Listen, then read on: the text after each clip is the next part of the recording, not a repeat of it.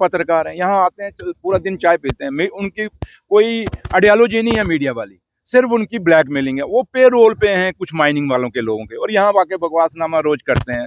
उनको पूछिए जम्मू के मुद्दे क्या हैं, क्या आपने डिबेट करना है? माता वैष्णो देवी का इतना बड़ा इशू है, माता की आस्था का सवाल है, कटरा के लोगों के रोजगार का सवाल है।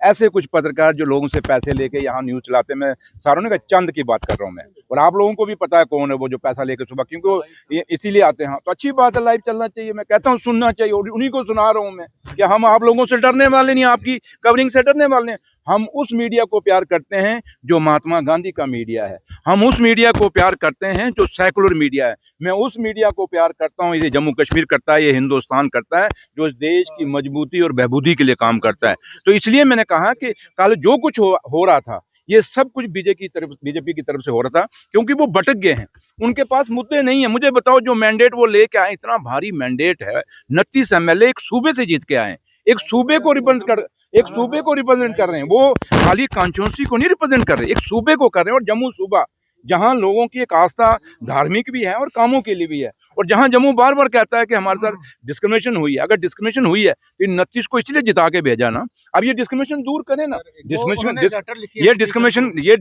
पहले सुन लीजिए, मैंने ये डिस्क्रिमिनेशन करने दूर कराने का ये मौका है ना, अंदर आपके पास प्लेटफॉर्म है ना, उस प्लेटफॉर्म को सही इस्तेमाल करिए, ना कि आप लोगों के जाति, तू क्या करता है, तू कहाँ नहाता है, तू कहाँ धोता है, तेरा रोजगार कहाँ है, तो कैसा है, भूखे मरे सारे क्या? डिप्टी स्पीकर को लेटर लिखी है, और उसमें लिखा है कि स्पीकर भी जो है एक ही पक्ष का लेते हैं, रूलिंग पार्टी के ही स्पीकर बन गए हैं। आप मीडिया के लोग हैं, मैं आपकी बहुत इज्जत करता हूं, और आप लोग खुद इस चीज का फैसला करें कि क्या राठौर साहब जैसा आदमी कभी बाइस हो सकता है। हमें परसों आपने देखा नहीं कि आप हमारे एक सजाद साइन साहब को कितना उन्होंने धड़ा मार दिया था, मुझे कई बार उन्होंने, एक दो बार मुझे कर गए वो, तो कहाँ से आप कह सकते हो? मतलब कि जब मुझे भी वो डांट रहे हैं, हर आदमी को डांटते हैं, तो ये क्या चाहते हैं कि स्पीकर साहब बस उधर ही देखते रहे, इनकी इतनी देखते रहे भाई, आप क्या बस इन्हीं को टाइम दे उठा रहे हैं, उस पर क्या आपकी रणनीति रहेगी? क्या जो ये मुद्दा मैंने कहा, जब खिता पीर पंचाल को सुनील शर्मा साहब ने गाली दी थी, वो खिता जिसकी कुर्बानियां हैं हिंदुस्तान के लिए, वो खिता जिसने बॉर्डर पे, मैं उस खिते से आता हूं, जब गाली दी सुनील शर्मा साहब ने, उसके लिए माफी मांगी क्या? कल जो एक एमएलए जिसने जो मुझे लैंग्वेज इस्तेमाल की, आप लोग अंदर बैठे थे ना, क्या उसकी वो लैंग्वेज बनती थी? मैं तो कुछ नहीं की, मैं तो कह रहा था कि आप बजट पे बोलिए। वो बात हम कहते हैं बजट की, चले जाते हैं माइनिंग की, बात करते हैं माइनिंग की, तो वो चले जाते हैं पर्सनल अटैक पे। तो पहले अगर माफी की बात है, तो बीजेपी के लोगों ने जो अनपार्लियामेंट लैंग्वेज इस सेशन में किए हैं, पहले उसके लिए माफी मांगे।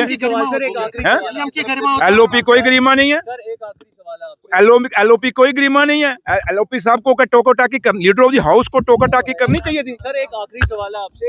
उत्तर प्रदेश के मुख्यमंत्री योगी आदित्यनाथ ने कहा है कि बाबरी मस्जिद रीबिल्ड नहीं होगी, वो कयामत नहीं आएगी। कैसे देखते हैं? बंगाल में नहीं, यूपी में।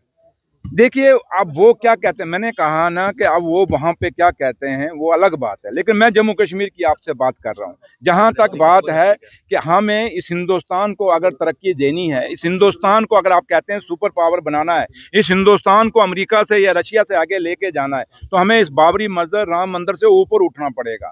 हमें वो महात्मा गांधी की फिलॉसफी लेनी पड़ेगी, जहां जियो और जीने दो। और हम अगर बार बार वोट बैंक की राजनीति, छोटे से ओछी राजनीति करेंगे, तो मुझे लगता है कि इससे कोई देश को फायदा होगा या जम्मू कश्मीर। लोग कह रहे हैं कि हाउस चलने नहीं देंगे अगर माफी नहीं मांगी। तो मैंने कहा ना, उनके पास मुद्दे ही नहीं है। आप पूछो ना मुद्दे, आप आज कितने दिन में, 9 दिन 10 दिन 8 दिन हो गए हाउस लगे हुए। मुझे बताओ कौन सा कंक्रीट मुद्दा वो लेके आए?